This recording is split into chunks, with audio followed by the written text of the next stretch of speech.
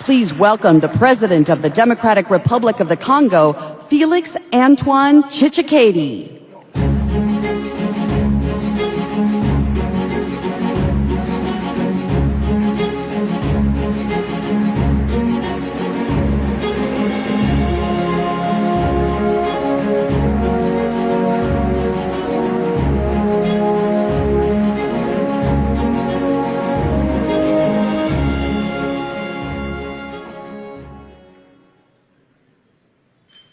Ladies and gentlemen, shalom. Merci beaucoup. Merci à vous tous pour cet accueil chaleureux. À Madame la Présidente Besti Bernskorn, ainsi qu'à tous les leaders de EPAC, merci de m'avoir associé à cette grande conférence.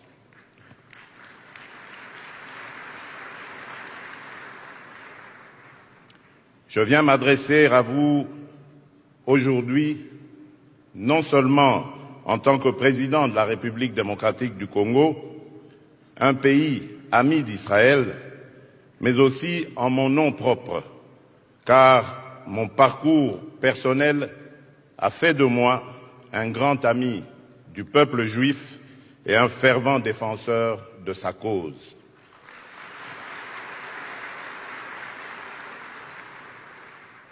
Par ma foi chrétienne qui tire sa source dans la relation entre le Créateur, l'Éternel et le peuple juif, j'ai le plus profond respect pour le caractère prophétique de l'histoire de ce peuple et de son destin.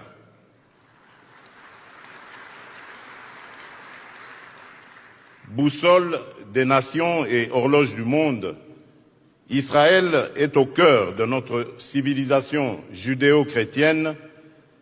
Vous comprenez donc mon attachement particulier envers la nation d'Israël, son peuple ainsi que la ville sainte de Jérusalem, selon qu'il est écrit dans le psaume de David, « Priez pour la paix de Jérusalem ».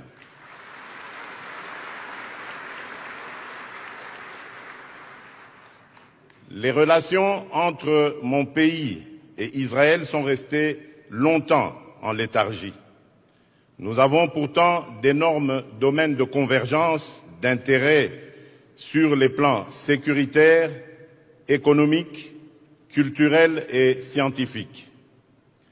S'agissant des questions sécuritaires, les défis nouveaux liés à la lutte contre le terrorisme, la corruption et le blanchiment des capitaux, ainsi que la lutte contre la cybercriminalité, nous donnent l'opportunité, que dis-je, l'obligation de renforcer nos liens pour des objectifs partagés.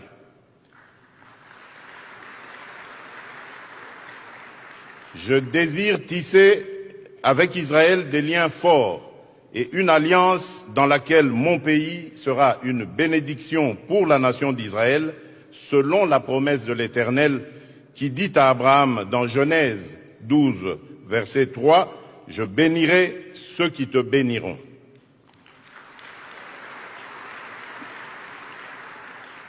Il s'agit d'un processus que je réaffirme solennellement ce jour et qui se renforcera à la mesure de la consolidation de notre amitié et de nos intérêts réciproques. C'est dans ce contexte que je vous annonce l'arrivée imminente dans mon pays du grand rabbin Albert Guigui, qui viendra cette fois pour le renforcement de nos liens sur le plan spirituel. Pour ne pas perdre cet élan, pour consolider nos liens et discuter de nos intérêts mutuels, je compte effectuer une visite en Israël au courant de cette année.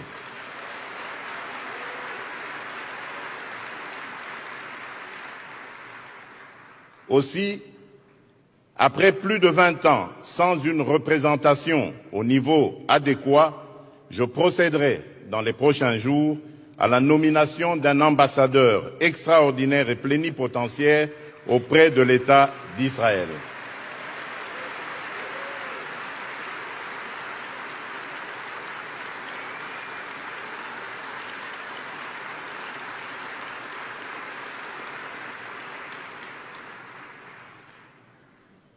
Dans le même ordre d'idées, il sera créé une section économique animée par un personnel de haut niveau ayant la mission de promouvoir les relations économiques entre les deux États.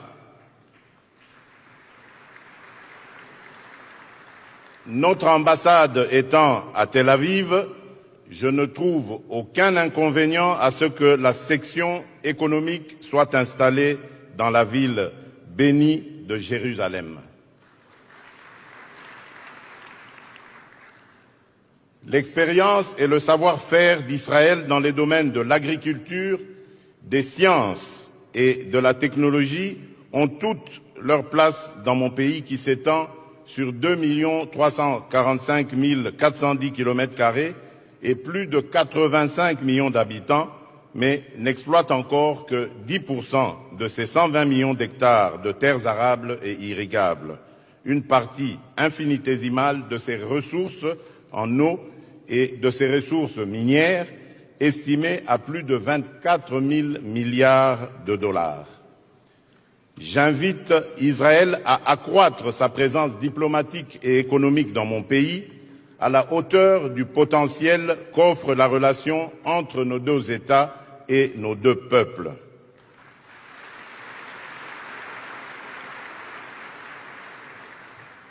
Depuis toujours, l'histoire d'Israël me fascine et m'enseigne, qu'il s'agisse du roi David, en passant par les premiers ministres Ben Gourion et Golda Meir, Yitzhak Rabin et Shimon Peres, ou encore le général Moshe Dayan et tant d'autres héros de l'histoire humaine, cette nation est une source d'inspiration.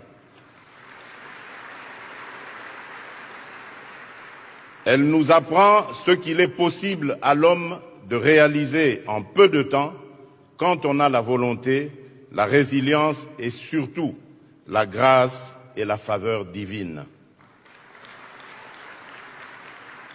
Chers amis, je ne terminerai pas mon allocution sans féliciter le pays hôte de ce forum, les États-Unis d'Amérique, qui a toujours été une bénédiction pour le peuple d'Israël.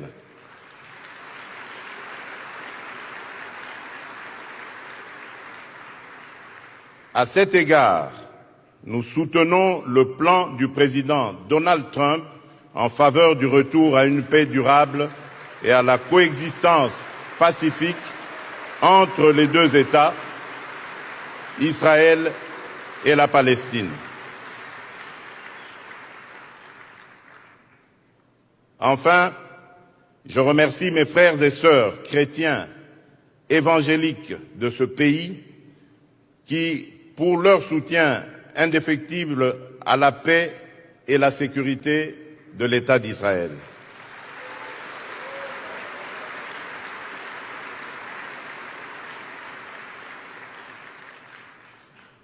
Que Dieu vous bénisse, que Dieu bénisse Israël, que Dieu bénisse l'amitié entre les peuples d'Israël, des États-Unis et de mon pays, la République démocratique du Congo. Je vous remercie.